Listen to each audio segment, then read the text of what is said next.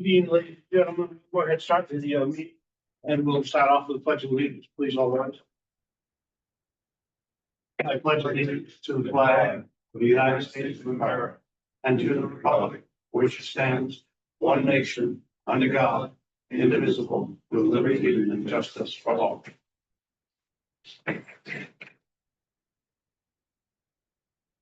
Roll call, we have all five present tonight for the council. First item on the agenda, consider approving the minutes held from July 30th, the public hearing council meeting, as well as signing the weekly warrant. I'd make a motion, we approve those minutes.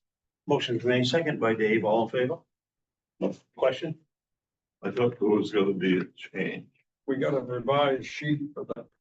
There's, I emailed out, well, the changes are in your packet. Yeah. And then I have in the warrant folder, there's a sheet to sign that Kathy can attest, that we can send that with the credit enhancement agreement to the state for the public hearing. You've lost me. My understanding was there was a change to the minutes and we just moved the minutes. We didn't mention a change. What am I missing? It was the public hearing minutes. The public hearing minutes, So and we just did the, I resent those out to you 2 days ago, yes, which they're in your packet. understood. So what was the motion we just voted? Motion was made to consider approving the minutes held from the July 30th public hearing and council meetings. So, but we We just did the council meeting. just did the council meeting. We just did the council. Okay. All right, Now we need to make a motion that we'll approve the revised minutes of the public hearing. Public hearing. Reagan LaRochelle went through, yep, the TIF lady went through the minutes that Kathy wrote and made some adjustments to what we had, but you never had that version. Oh. You did.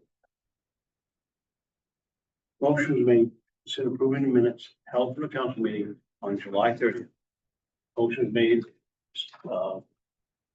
by me, seconded by Dave, all in favor.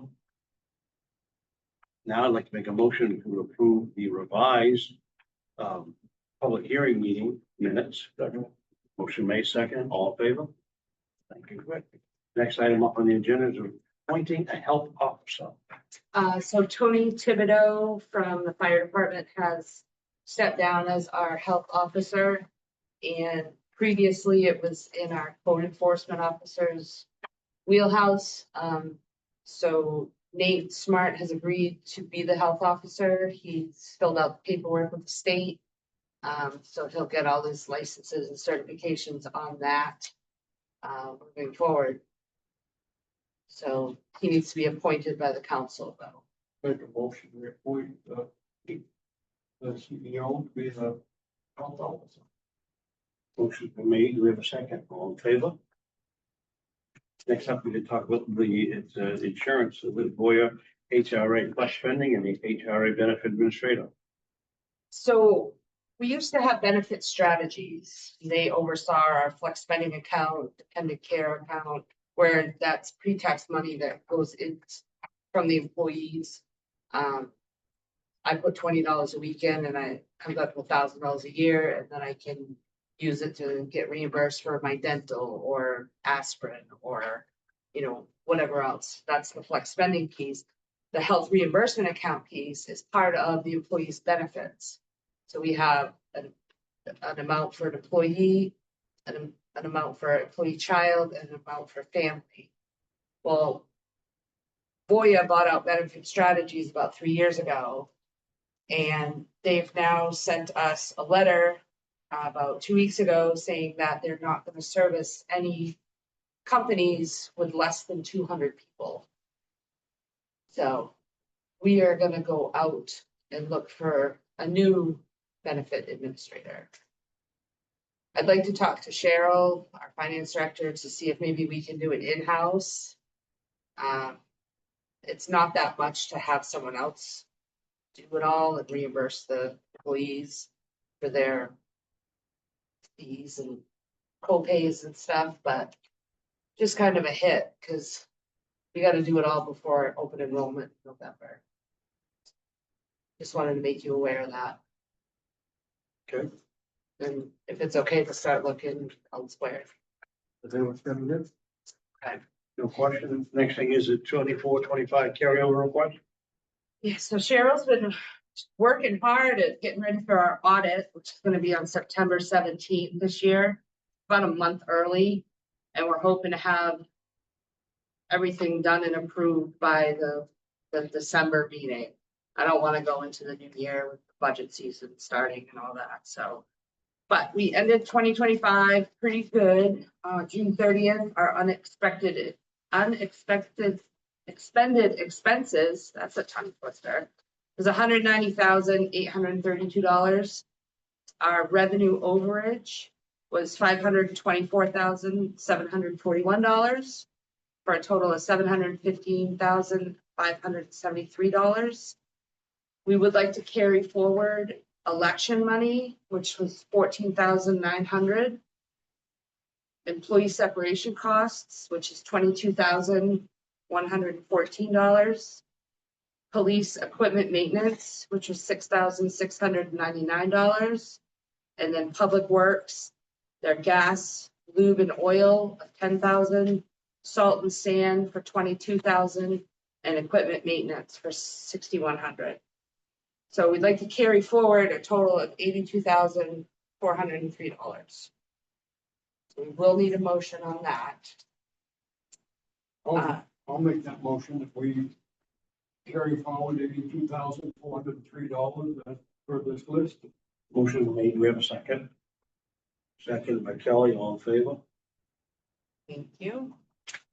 So then the over budget accounts, we had the transfer station was over budget. I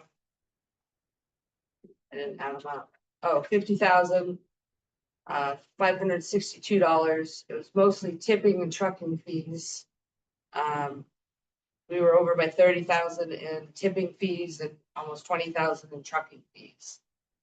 So that gets deducted out of the overage, or not the overage, but the leftover money. General assistance was over by 3,600, and the historical museum was over by $121 with electricity.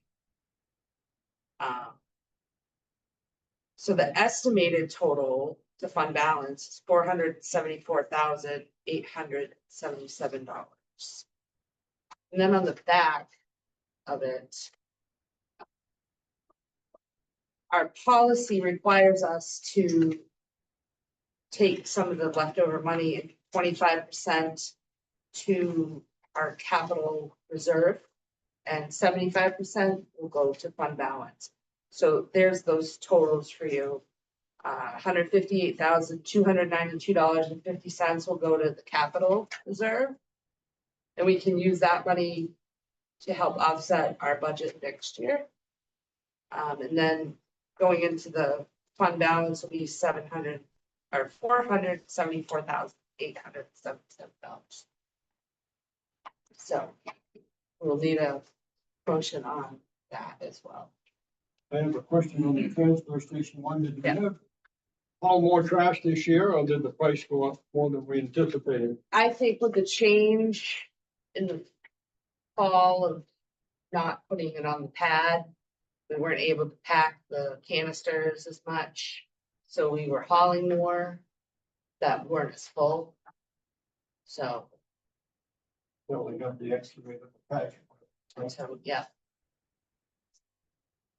Yeah. And I know that we have 2 cans in the facility on the weekends and 2 empty cans outside. So we never had 2 cans outside. So maybe we are getting more trash. Dylan has all those tonnage numbers, so maybe I'll have him come to a meeting and we can go over. I'd make a motion that we put the 25% into the capital reserve and put the 75%, 474, back into the unexpended revenue fund balance. Motion made. Do we have a second? Second by Dave, all in favor? Next item up is a website. Just one question before, Sure, go ahead. before we leave that. Yep. The extra money you made here in, investments, was that mostly in our fund balance, making more money than you anticipated, excise taxes more, or? what was it? Excise taxes were a little bit more, by about 100,000 or so. All right. But our interest on our money. Cause it was at 4.5%. I mean, we were getting $20,000-$30,000 a month of interest. But as the feds start to drop those rates, that money's gonna. But yeah, we were $270,000 over in interest income. All good. All good. Okay. Website discussion. So, we're switching to the .gov domain. Our emails have been switched over. The .us stuff is still going. It's just getting forwarded through the emails to the .gov. But our website has, we're not gonna be able to stay with our current host if we move to a .gov. We don't have to do this now, we can do it later. More people are, I think, going to the website. It does need to be ADA accessible by spring of 26. So I did get a couple quotes here, just in case we want to do this now. A to Z computing is one of them. Local. Matthew Hunt's here to answer any questions too. This price was $3,400 for a complete redo. He would be able to host the .gov as well as Civic Plus. They're our company that we have the notification system through. They're a little bit more. They're 4,800, so about a little over $1,000 more. But our current host, they don't have the security capabilities to host a .gov domain. So he can't do it. So we have a couple options here. We get a new website, or we wait, put it in the budget and do it next year. But we will be probably out of compliance with the ADA accessible stuff in the spring. April of 26, is it? And then that opens us up to liability. Lots of this.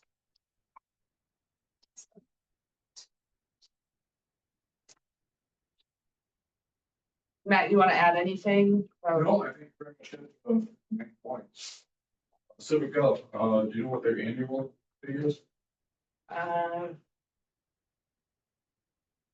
guess it's 4,400 to switch, and their annual recurring service is 4,800 a year. Minus 41. Yeah, so this is $420 a year. $3,400 to get it all up and running. I think it'd be nice to go to law school business if you can. Are you doing more looking or are you not looking? Done. If we have a local person, we'd be far better off. Yeah, You can and drive up the you've street, done, knock on his door and say, Matt, what's going on? Yeah, right. Exactly. Oh, no, I'm just saying, so it, we just. what are the other towns you did? Some of the other towns I've done, China, Madison, Sydney, Canaan, Yeah. Camden? Highland Plantation. Camden? No, That's okay. No. Yeah. Done a few. done a few, so, Just one other is the .gov. That's all. okay. I'll make a motion, we switch. So, what do you call your business? A to Z. A to Z computers. A to Z computing? Any further questions? Motion's been made. Do we have a second? All in favor? Good. Next one up is the policy for safety and public meeting discussion draft. Yeah, so we have, Thank you, Matt. I threw together a draft, And because it's a policy, we only have to have a discussion and then I think come back with changes or whatever, and then we vote on it. It's not like an ordinance where you need first reading, second reading. So I don't know if you've had a chance to read it over. Our police chief, Rick, has read it. Wanna talk about it a little? Yeah, it's a pretty straightforward policy. I think it hits all the high points. It doesn't really discuss a worst case scenario shooting type situation, but I'd be more than happy to discuss what the situation would be if that happened. But other than that, as far as safety standpoint, I think it's very solid. You know, and maybe we can get into, you know, have some training on what to do if this happens. Yeah, and You know, I'm just happy. Scenarios, hopefully it never gets. to that. Representative Nutting sent on a thing this week in his message about a new law that was passed here. About what we can say at, town meetings and how long we can talk and all that stuff. We need to incorporate anything from that into a meeting policy. I'm seeing this for the first time that It's on your website, sir. oh, well, that, Maybe you, just Jose. shut- I should read my side, yeah. And upon being recognized by Parliament, must be allowed at least 2 minutes to speak. I did, no, that's for, Is it just for That's official town for- meetings or is it for any town? that's for town, when it says town meetings, it doesn't mean like the annual town meeting, it means any town meeting. And what the law says, I believe, is that anyone who's here in the audience who would like to speak about, if somebody wanted to speak about a website, we need to afford them up to 2 minutes to speak in a timely manner, not at the end, so they don't have to ask. I want to reread it again before we do it, but that's the part I remember. People should be offered the opportunity to speak up to 2 minutes on any issue that the council is dealing with in a council meeting. And in the old rule, some towns wouldn't, we've always allowed people to stand up and talk. I don't ever remember shutting anybody up. Some towns won't let you say anything unless you're on the agenda, unless you had previously been asked. And the new law changes that so that anybody who wants to talk can. But what is on the agenda? It has to be in reference to what the agenda. is. Right, they can't Yeah. jump You up can't and be talk about Talking about the sun and the snow and no. it has to be on the It's a- agenda. It's an item that you're dealing with now, like right now, we're dealing with safety at public meetings. If there was somebody in the audience who wanted to stand up in 2 minutes and talk for 2 minutes, Exactly. you would not be able to prevent them doing. I just wondered if that needed to be in our safety at public meeting things or, I don't know. I don't know that it has anything to do with safety. But I'm glad it was on my website for you to see. Thank you. Some people do read that stuff. I get the email. I got So I read it, but that's okay. I read over this safety policy. It seemed fine to me, and you can't really get more specific than that. But in the legislature, the Capitol Police every year make a presentation about what happens or what's available and what to do if you have something happen or you think something is happening. It wouldn't hurt once a year to pull together some 5 or 10 minute speech to tell everybody what's up and what to do and whether to hit the floor or run, hide, hide and fight back, I guess is I can do the trilogy, right? Dave, So under general expectations, number one, all attendees shall conduct themselves respectfully and in accordance with the rules of order established for the meeting. Where are those posted? Robert. Order. So should we have the basic statement saying that posted, and you can add the anybody wishing to speak on topic is allowed their time. Yeah, to be honest with you, you got, Robert rules order, that book is about that thick. Right, if somebody looks at that, they go, well, what's my reference? You just hand them the book and say, Read it. in summary, react politely, and everybody's granted the time. We can make our own general rule of order, Right. I would assume. Just quick bulletins. For many years at town meeting, we followed Bob's rules of orders, which were very similar to Robert's rules, only maybe a little different. Well, the general rules of any meeting anywhere is that you need to get through the business that you're there for, and do it in an orderly fashion.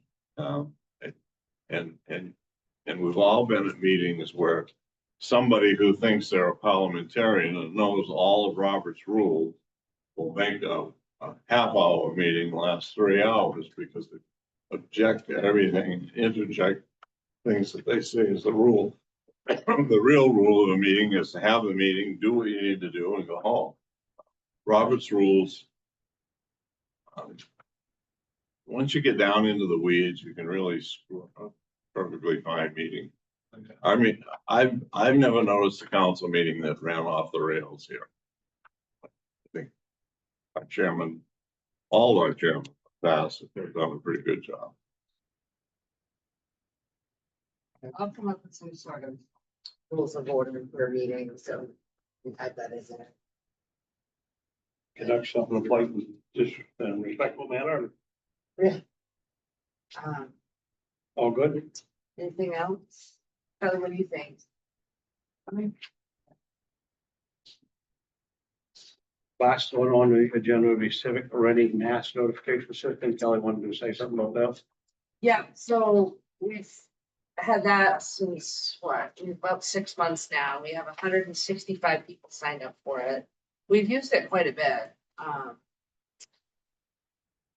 But I'm not sure how to get it out there more. I thought about doing an insert in the tax bills. Probably would have been a great idea, but time ran out. I want to look, it's okay, look into maybe sending out a postcard with the QR code to all Oakland residents, letting them know it's there. I think we can incorporate it more in our new website, to send people there to sign up, because you can sign up for it without putting all of your personal information in. Which most people like, it's just a phone. We don't know who it's tied to. So, Good deal. Would you ask the post office what it would cost now to put a mailing in every postal box? it will, Used to be around $700, but, I know, what it is now. maybe I'll just print off like little half sheets of the information and put them at Buddy's. You could put that in. When you're gonna do something like that, if it wasn't too expensive, and you could also give people an update about the revale, what's going on. Yeah. Remind them that somebody will be Still have visiting them. Yep, coming my way soon. Okay, I'll look into the cost of that options. Maybe we'll just print a bunch of flyers at the town office and put them around town for people to take. We can try that first. Read my papers a lot cheaper. Yeah. Okay. Next up, manager's report. Nate is not here tonight, but he wanted me to let you know that the voluntary compliance of the property on the corner has now expired. He has issued a notice of violation.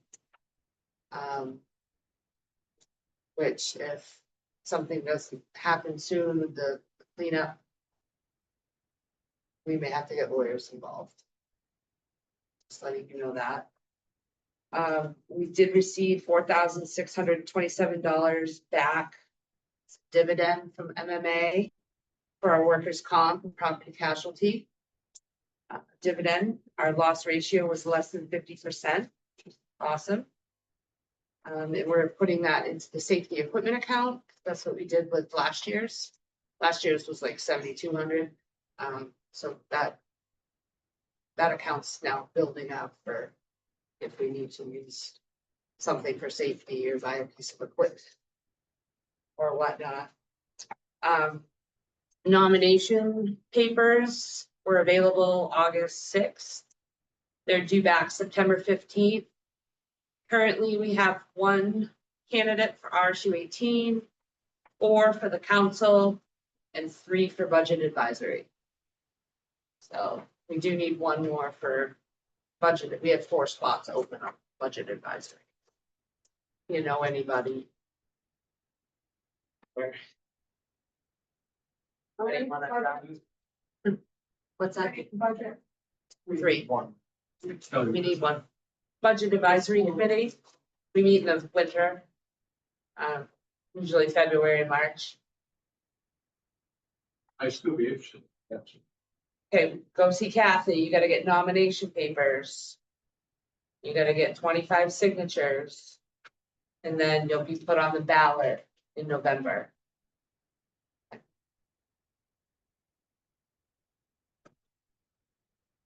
That's all I got. Kelly, do you have anything? Dave?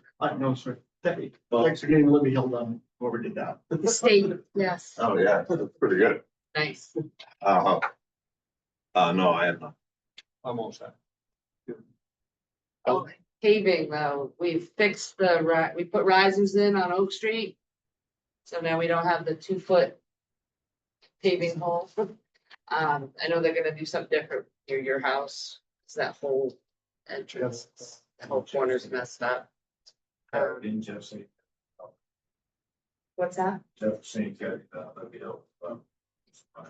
Yeah, he's gonna do that, put risers up on Libby Hill too. We are doing pavement sidewalks out here. We're still deciding and talking about concrete or pavement or from the corner to the corner store. Not sure, same price. Concrete might last longer, it's easier to plow. We have concrete on Main Street, Church Street. I don't know, Jeff still up in the air. Will it be done before school starts? That's the thing, pavement I think could happen next week. Concrete's gonna be the week after, the week of school, so.